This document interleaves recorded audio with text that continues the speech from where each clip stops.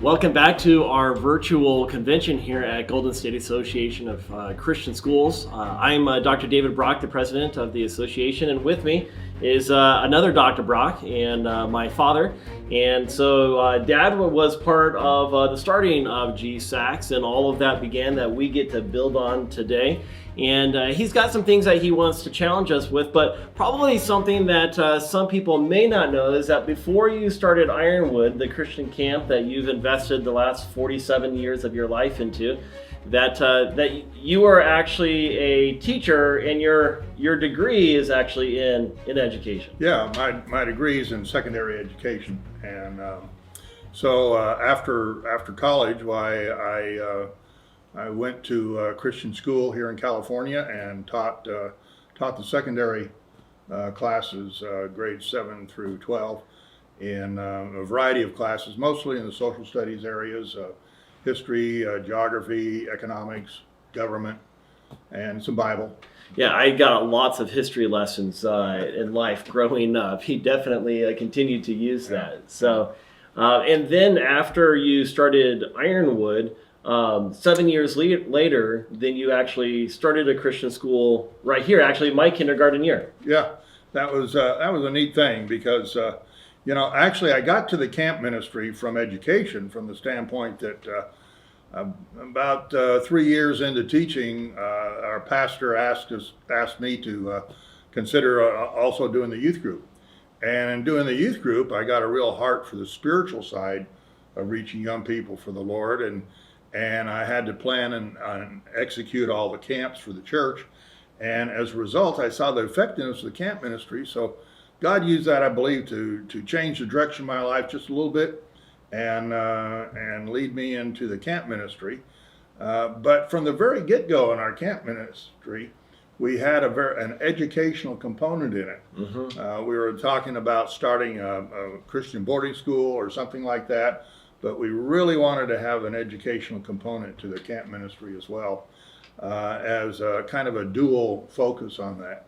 So 7 years after we started the camp ministry, the Lord led us to start Ironwood Christian Academy, which has been here on the camp property all these years. And it's a small school, K through 12, but it's good quality education here. Well, I'm very thankful for it. I went K through 12 through it, and Dad was my principal as going through it, and you were a principal until late 90s, early 2000s? Yeah, something like that. A principal for 15, 17 years, something like that.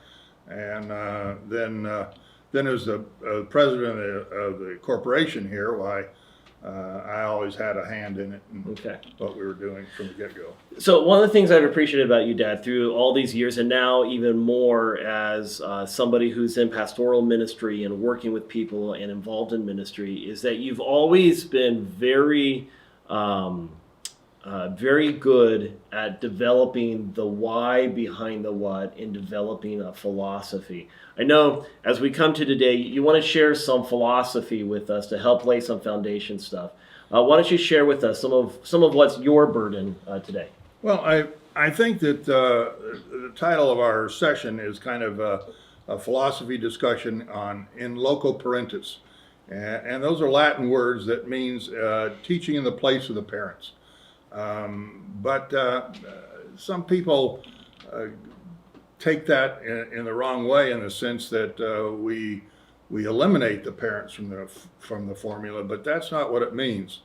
It means basically that this is education that involves the parents. And Loco Parentis doesn't mean in the absence of parents, mm-hmm. but it means that they're involved in what we're doing. It's kind of scary, some of the things with some of the COVID and now all the online schools, some of the news stories you hear about schools being concerned about parents hearing what they're teaching, whereas what you're saying here is completely opposite of that we want the parents and the teachers and the schools coming together. The school doesn't replace, but comes alongside. Yeah, and one of the challenges with parental involvement in this thing is that sometimes when parents are putting their kids in a Christian school and paying for the tuition, sometimes it actually requires the parents to sacrifice and maybe have a second job or whatever.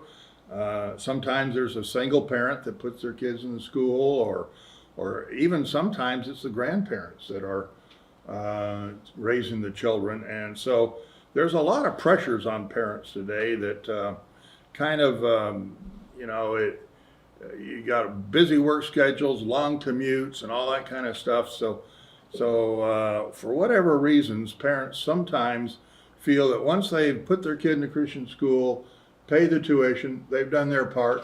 Yeah, here, take my kid. Please take my kid. Yeah, raise them up all the way up without me having to be thinking about it or doing anything about it. And so that's our challenge in this matter. So what we're trying to do is we want to think in terms of the fact that the education of our children is a three-legged stool. One leg is the home, the family, and another leg is the Christian school, but the third leg is the church. And that three-legged stool gives a lot of stability to the whole thing. And if you take any one of those legs out and everything, it falls over. Yeah, it doesn't work. Doesn't work. You've got to have all three legs involved for the stability and the function of the education of our children. When we think about this challenge of what we have in the relationship between the school and the parents and this working relationship, what can we do to improve the working relationship between the school and the parents? Well,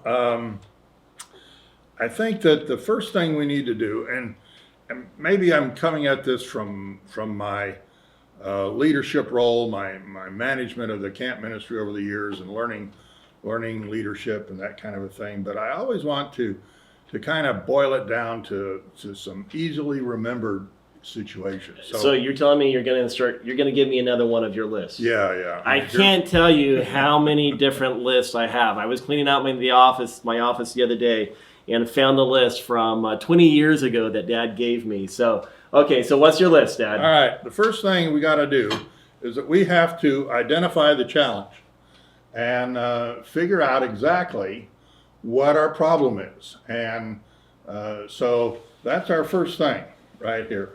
Okay. And our challenge is that while parents are sometimes preoccupied with work and the affairs of life, and they're paying the school and sacrificing to do so, how do we keep them involved in the process and that they feel like they have a good part in it, but they don't feel like they're doing it all? Okay. And how do we get this teamwork established? Okay, so we figure out the problem, we ID the challenge, right. And then what do we do? Well, the next thing we do is that we act. We decide to act. We make the decision. It's one thing about griping and complaining about a problem. I wish the parents and my kids would be more involved in what was going on in the classroom and with my kids and with my students, because they're not helping with homework, they're not checking to make sure they've got everything done and that kind of thing. You need to, as a teacher, you need to decide, I'm going to work at this. I'm going to figure out how to solve this challenge. Okay, so we're identifying the problem, we're deciding to act, and then what do we do next? Well, before we actually do that next thing, I want to just mention that in making this decision, we need to make sure that there's three parts to this decision.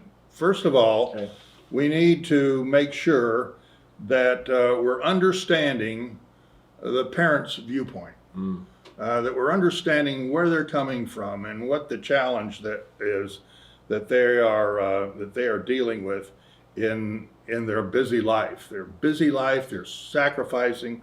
So let's make sure we don't divorce ourselves from the parents' challenges. Right. Yeah. Secondly, let's not give up on the family. Let's not say, let's not write them off. Let's not say, I'm just going to do this myself. It's easy to view them as like the roadblock Yeah. in the way of getting Yeah. education. Yeah, if they just do this, why, I could do this better, you know.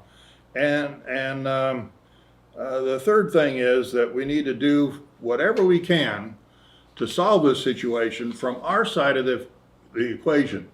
Let's not focus on trying to change the parents. Let's do what we can to encourage them to change. What can we do? Well, the first thing is we need to establish the goal.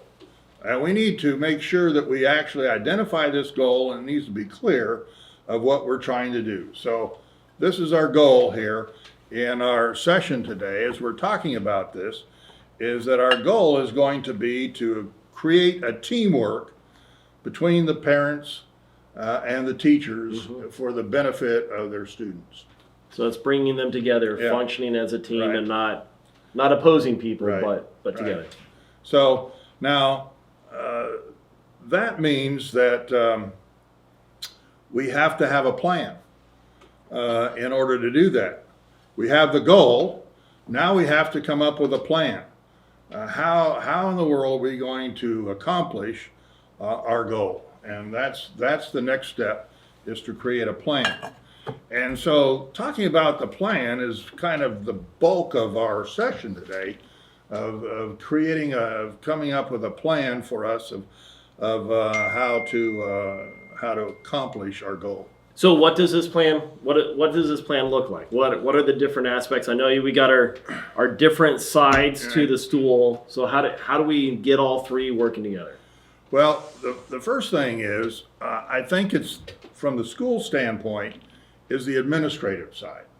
And that the school administrators, the leadership of the school needs to be able to set the foundation right. And I think one of the first things they need to do is to create clear expectations to the parents of what is expected when they enroll their children in our school. And this happens on an ongoing basis with parent meetings. It starts with this parent-student handbook, and that you're very clear in what the expectations are of the parents being here and having their kids in our school, and that actually, when they're signing the papers to send their kids to our school, they're signing an agreement that they're going to do their part as well.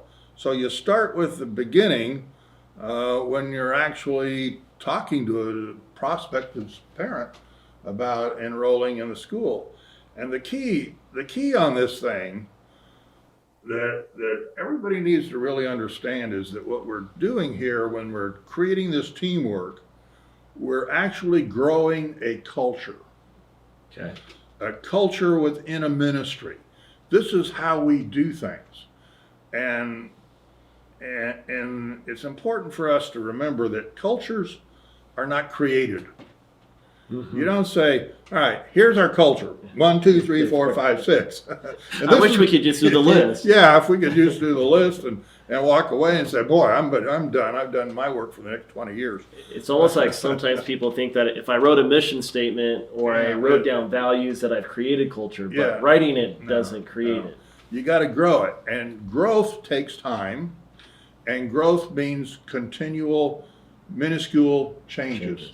And you just keep changing, you just keep working at this thing and creating that challenge. And so the administrative team on the side of the leadership of the Christian school needs to think long-term and step by step of growing this culture. So you start with their, the interview at the time of enrollment. You can set up all these parent-teacher meetings that you have throughout the school year, and different kinds of meetings like that, and being supportive of teachers in conversations with parents. And you don't automatically just say, I'm going to defend the teacher no matter what this parent says. You need to ask questions. Did you verify this, that kind of thing. Look for, let's not take the all of us are teachers that we know we're not perfect, and we know we've said things we shouldn't have said, and acted perhaps in haste occasionally.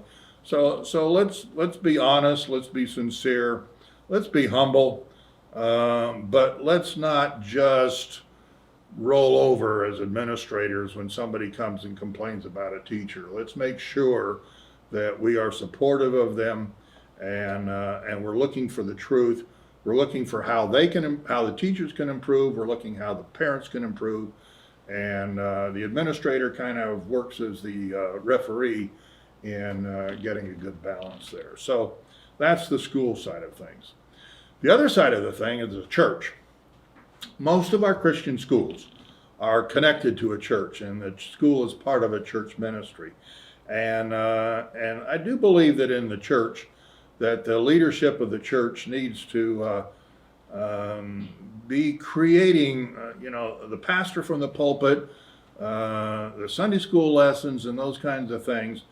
Going back to that culture idea of growing the culture, of just continually a comment here, a comment there, the Sunday school lesson here, a point, a sub point of a sermon, that kind of a stuff to be talking about the value of the Christian school education, and having their students in a biblically based environment.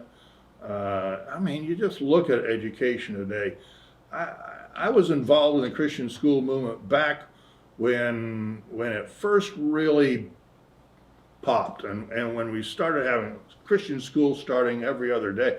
Matter of fact, at one point, for several years there, the statistics were that there were 8 new Christian schools starting in America every single day. Oh, wow. And it was just a real popular thing during that time.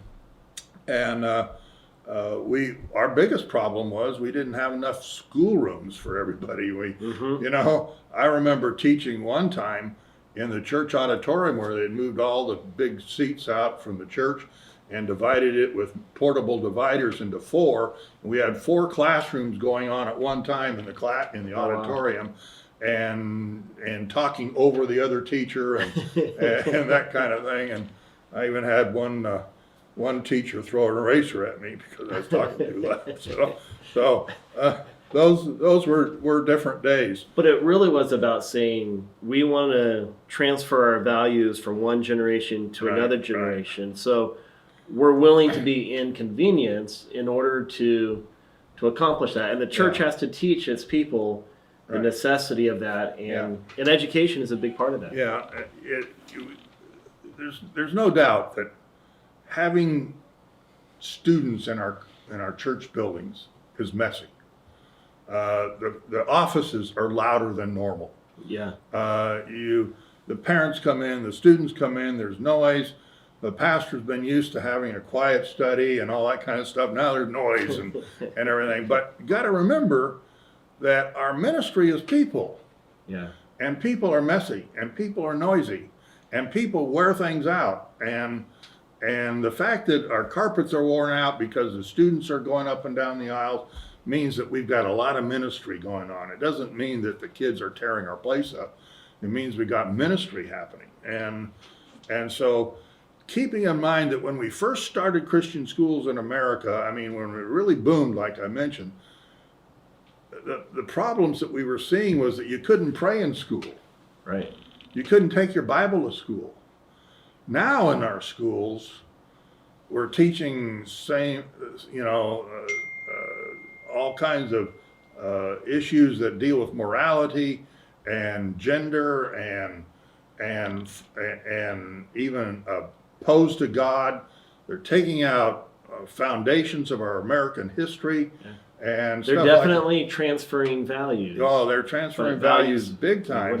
And I got to tell you, from my experience, it's 10 times worse today in the value, undermining the biblical values in our kids' lives. It's 10 times worse in the school systems today than it was when the big boom in Christian education started. But I don't see the outrage today we saw then, and that's kind of concerning to me. And I do believe that the church needs to give the parents in their congregation a reason to be willing to sacrifice to send their kids to Christian school. You know, one of the ways that that Shannon has accomplished bringing the church and facilitating the church and the transferring of those values and being involved is the family forums that we started doing, where she would invite some of the area pastors to come in and teach parents about this is how you raise your kids, or here are some of the issues and some of the character stuff. And so even a school can assist the church in helping them create that whole value system. Yeah. Well, the school, the school and the church just need to, from the administrative side, need to do their job of promoting the three-legged stool of education. That you gotta have the family, you gotta have the school, you gotta have the church involved in this. So the second thing in this way to look at this in our plan is to look at it from the teacher's side of the issue. Mm-hmm. And to figure out what the teacher can do in this matter.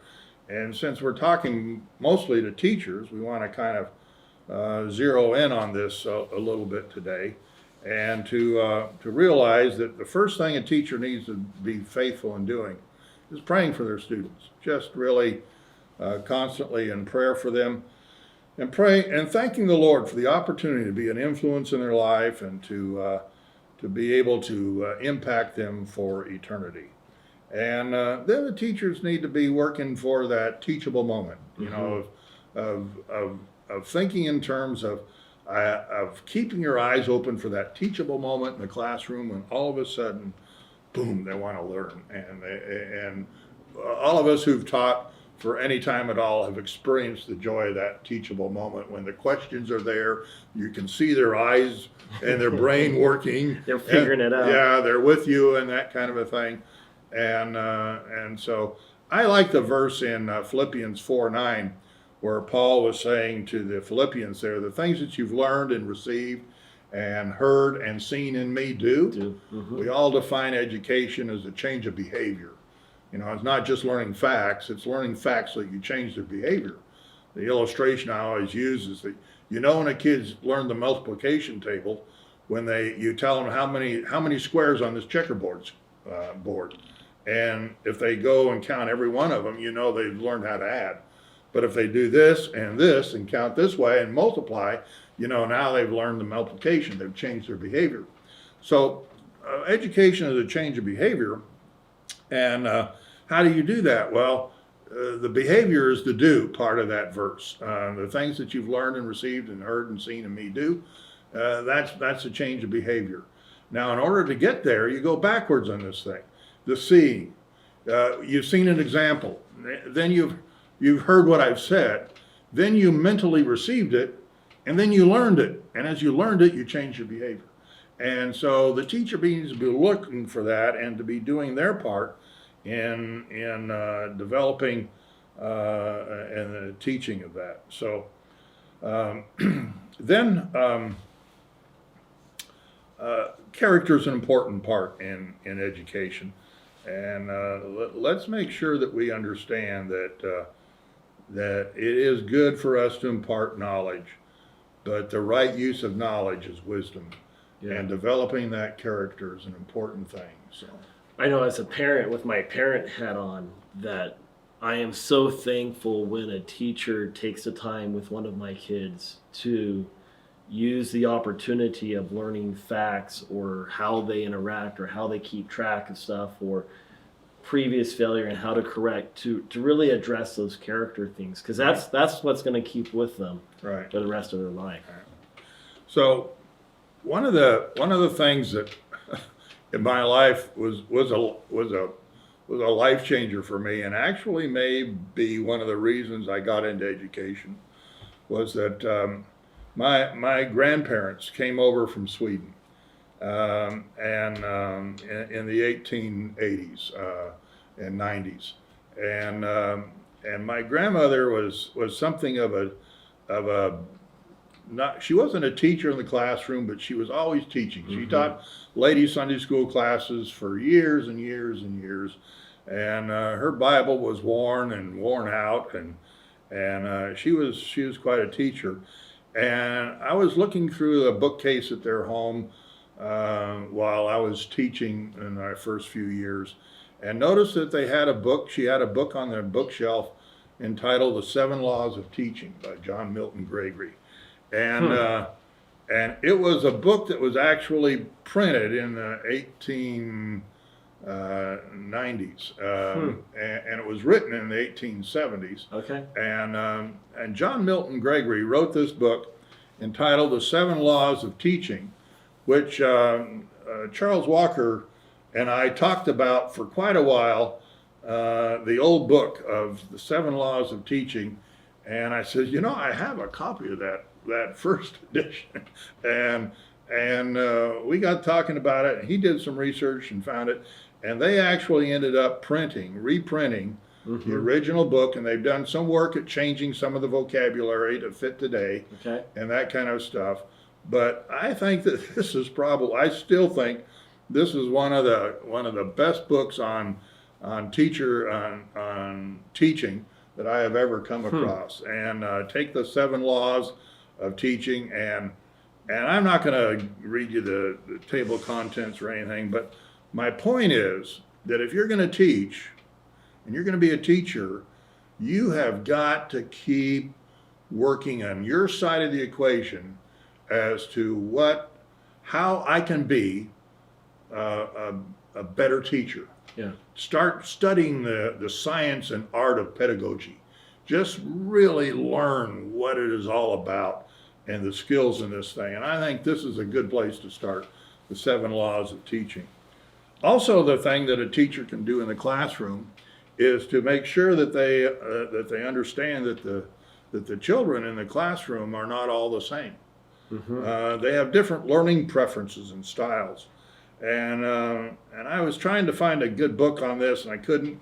I think that a good place to look is the teach.com, and you'll find quite a few articles there on learning styles, the preferences that students have. One is tactile, touch. One is by sight. One is by hearing. The different ways that they learn. And to remember that not every kid in the classroom is going to be the same. And that also goes for their personalities. And so this is a neat book, The Delicate Art of Dancing with Porcupines. And there's a chapter in this book on how these leadership styles, how they affect the classroom. So there's a good section here on using this in the classroom and identifying the personalities of the students, and making sure that we take that into consideration.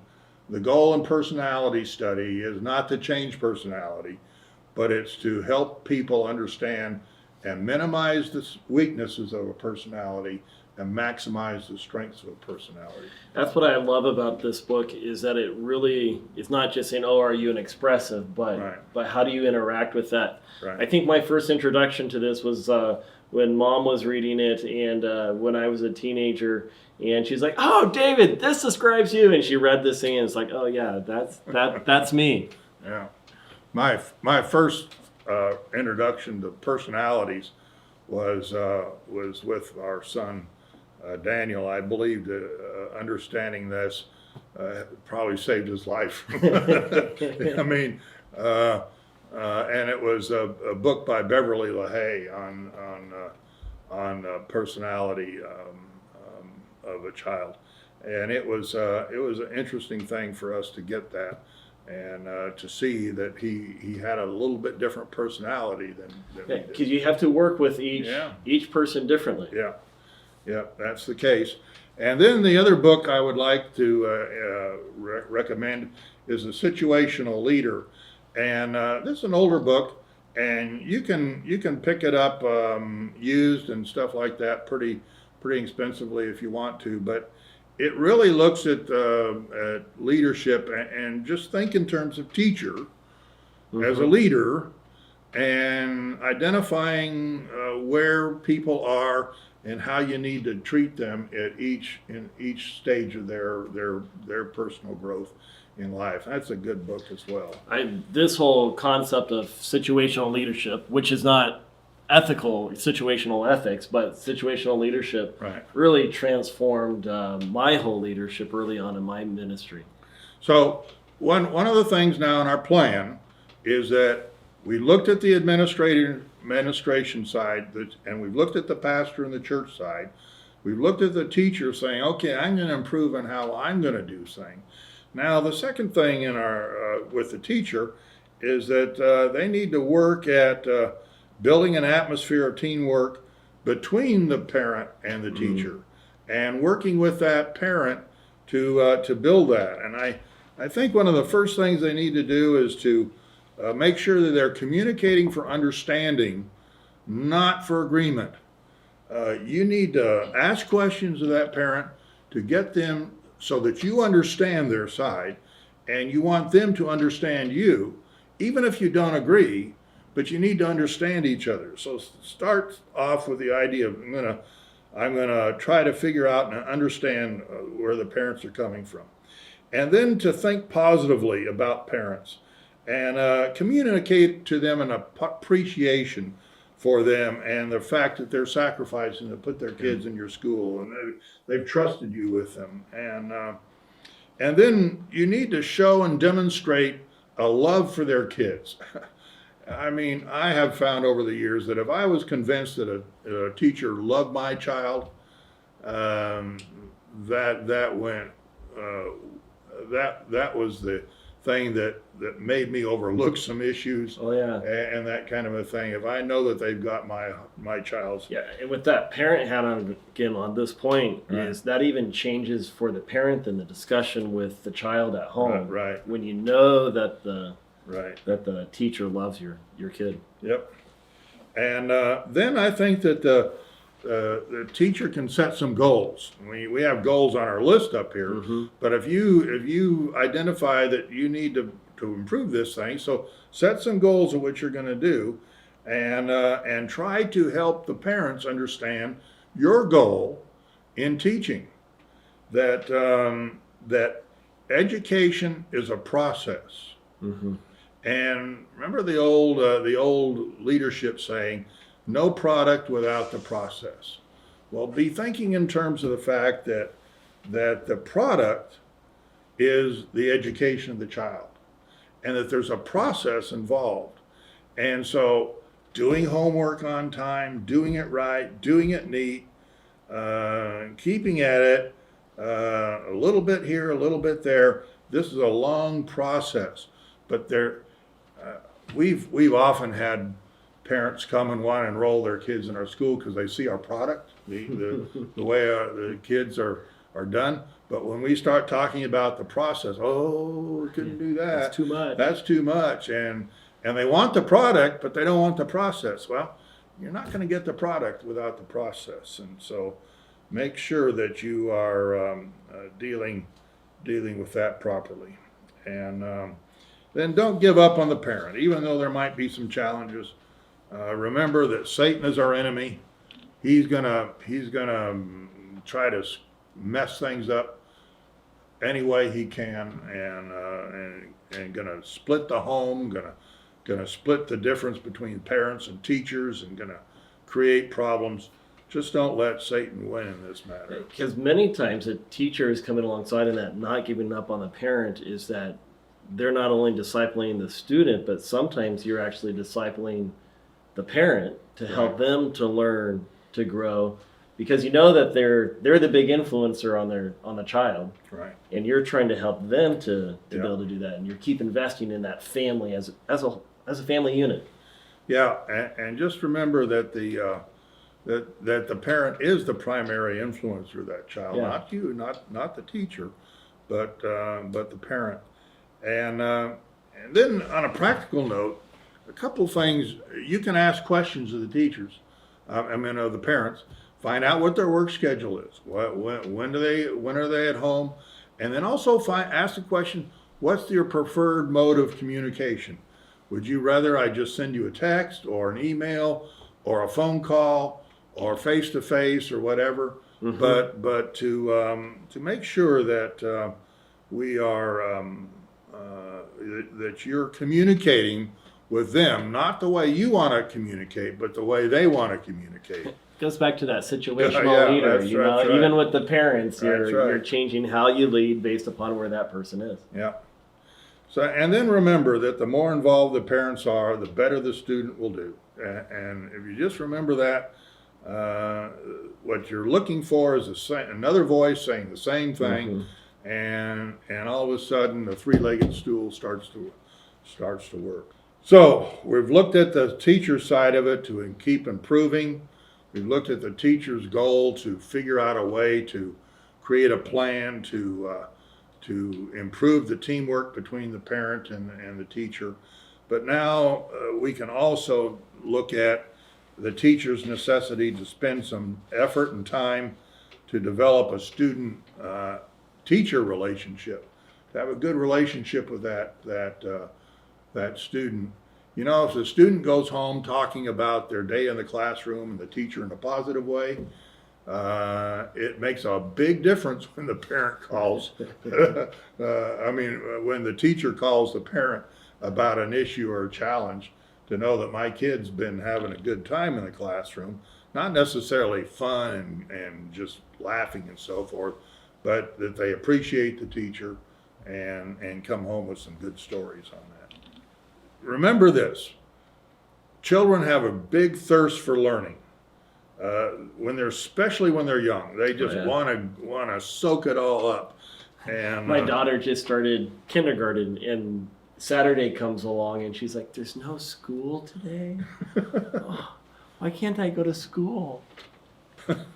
Yeah, they really want to learn, but somewhere around junior high, some of that stuff changes. However, if you created the teachable moment, all of a sudden it comes back. Yeah. And so find their interest areas, try to relate their education to their interest areas. And remember this, what a student really wants to learn, they will learn. Mm-hmm. If they really want to learn it, they will learn it. That's so true. So part of our goal as teachers needs to be to motivate them to really want to learn. And so you need to work at setting some goals and help establish some goals based on their personality, based on their learning abilities or skills, the way they learn and that kind of a thing, and work at building that motivation to learn. A part of it is a balance in the classroom between discipline, with our discipline, and also as we discipline, we tend to, I don't know if we still do it in our school, we used to do tallies, put tallies up there when a student had done wrong, but also there needs to be praises. Yeah. And I know my wife, when she taught, always had a tally sheet, and then she also had a chart with the praises. And I remember some time back reading a book entitled "A Motivational Leader," and it talked about the idea that if you need to talk to somebody about a negative issue, about a poor performance, that it isn't going to do any good if you've never given them any praise. Yeah. And there needs to be some praise, and there needs to be some criticism, and criticism in the right way. But only criticism flops. Only praise flops. They know that there's no real evaluation in this thing. You got to have the both. And I would say that overall, it's important that you have more positive than that you have negative. Yeah, praise is definitely a greater motivator to keep doing what is right, that reinforcement, Right. than just the correction. Yeah.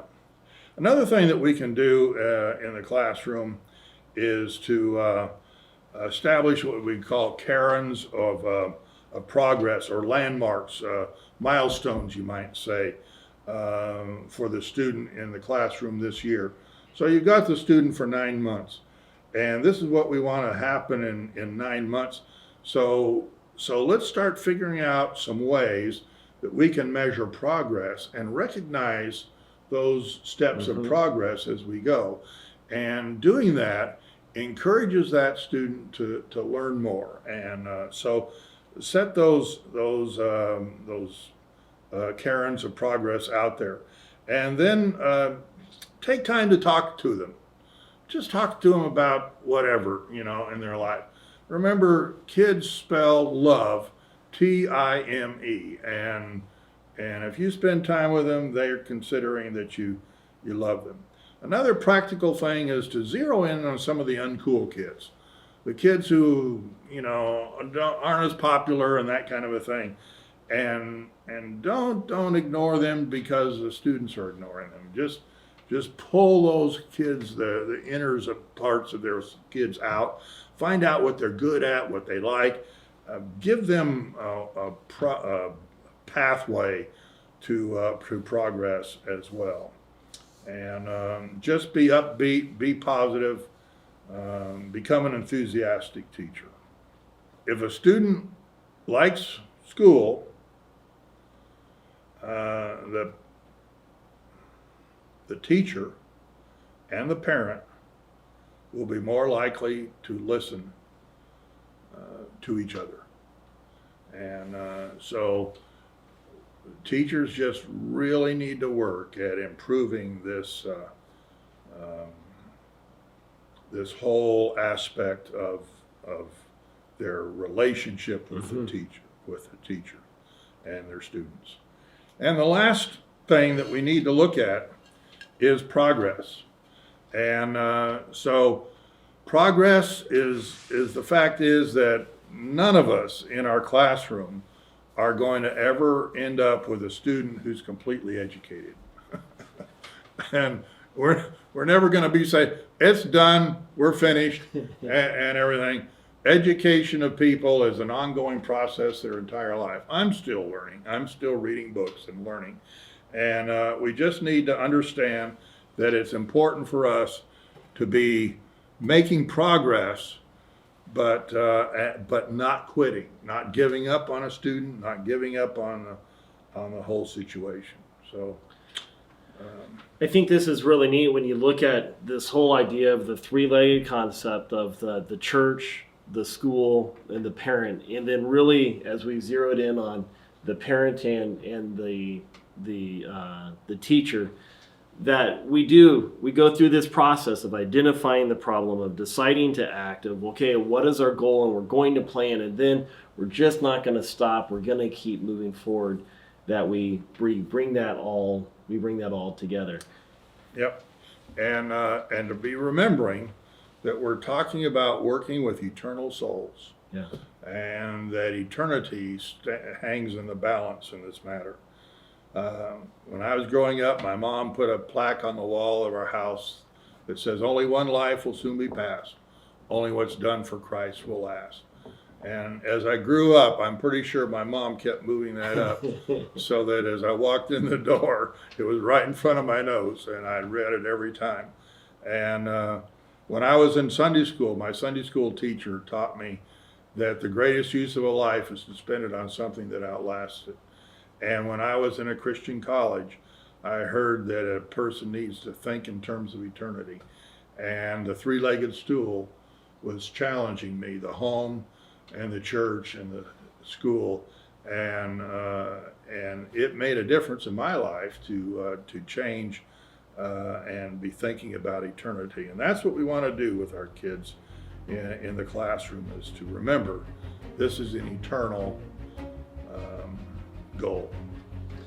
Thank you for joining us today on this, and let's endeavor to live life and to teach and to accomplish the educational process, keeping eternity in mind and building those relationships.